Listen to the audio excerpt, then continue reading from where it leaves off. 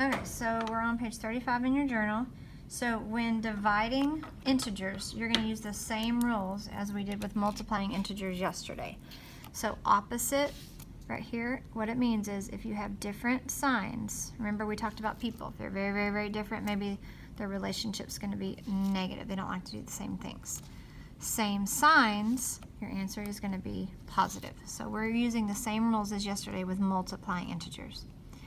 So when we're dividing our integers, okay, and we have opposite or different signs, our quotient, which is the answer to our division problem, is going to be negative. Okay, so when our signs are different, we put a negative sign in our answer. When the signs are the same, we're going to put a positive sign in our answer. Our answer is going to be positive. So if you look at here, our dividend comes first. Okay, that's what goes under the house. So our dividend goes here. And then our divisor goes here, outside. So our dividend is the total, okay? Our divisor is either the number of groups that we're dividing it into or the size of the groups that we're dividing it into, okay? And our quotient is our answer. It's whatever it's asking about. It's asking how many groups or the size of our groups. So let's do some examples.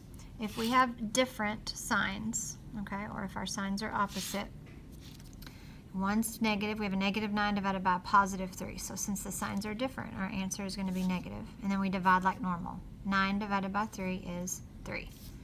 Okay, another way that this might be written is not -9 divided by 3. You might see it written like that. As we move closer and closer to algebra in high school, we start writing it that way. All right, again, +25 divided by a -5. Okay, they're different signs, so our answer is going to be negative. 25 divided by 5 is 5. So again, it might be written like this. So, division, same signs, okay? So we have both are the same. They get along, right? So they're going to have a positive relationship. They like the same things. So same sign, positive answer. 9 divided by 3 is 3. And then, of course, these are just positive like you've had since you were in elementary. 20 divided by 4 is 5. So remember, your dividend is, if your dividend, your first number is 0, okay, you're taking 0 and you're trying to divide it into groups, but in each group is still going to be 0. Okay, 0 divided by 7 is 0. So your answer is always going to be 0. Now, here's a kind of a funny way to remember it. If you are trying to take 0 and divide it by a number, let's just say it's just a random number, we'll put k, okay, to replace a number. So is it okay, are you able to go ahead and get 0 with this? Yes, and then you can say it's okay. If you're trying to take a number, let's just say any number, n, and trying to divide it by 0, okay, that is impossible, all right? This is not possible, and it spells out no. Okay, if you look at that 0 as an O. So you cannot take a total and divide it into 0 groups. Dividing something into 0 groups is impossible. You can't do it. It's already in one group, and you cannot divide it into 0 groups. Okay, no matter how much you chop it up, it's going to be even in more groups. So we're getting rid of this one. So let's look at this one.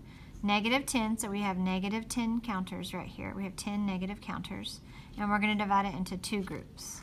So 1 and 2, and in each group is going to be -5. So since our signs are different, our answer is going to be negative.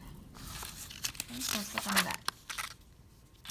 Right here, number 1, which number sentence does the following model show? So we have 1, 2, 3, 4, 5, 6, 7, 8, 9, 10, 11, 12 negative counters, and we're dividing it into 1, 2, 3 groups.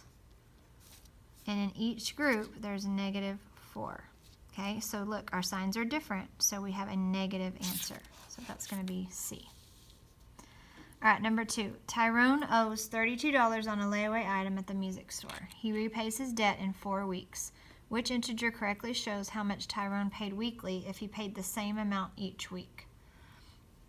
So he owes $32. That was a negative change word on our T-chart towards the beginning of school. Also, debt also means he owes money. So this is the total that he owes, and he's going to repay it over 4 weeks. So we want to know if he pays the same amount. Okay, remember that means groups of some sort, multiplication or division. We want to know in each week, in 1 week, how much is he going to pay. All right, so our actual problem would be a negative 32 divided by 4 weeks.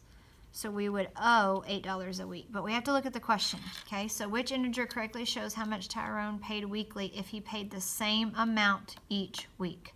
So they're already showing you that they know it's negative. We don't have to put that it's negative again, okay?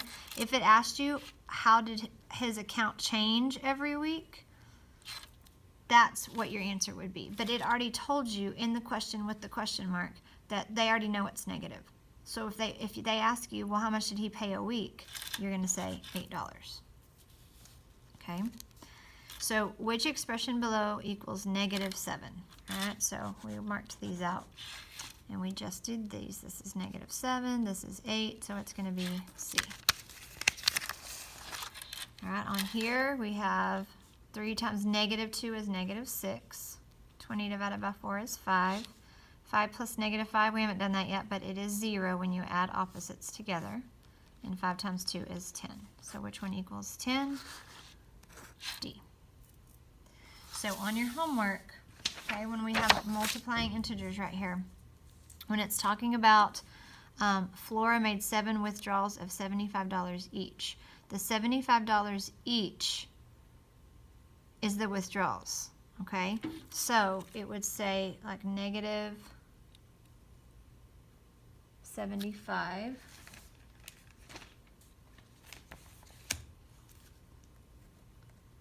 okay, multiplied by, because we're doing it 7 times, okay? We want what the overall change is. So negative 75 times 7 is going to be negative 525. So let's answer the question. What was the overall change in the account? There was no word in there that let me know that they already knew it was negative. So the actual change in the account was negative $525. Okay.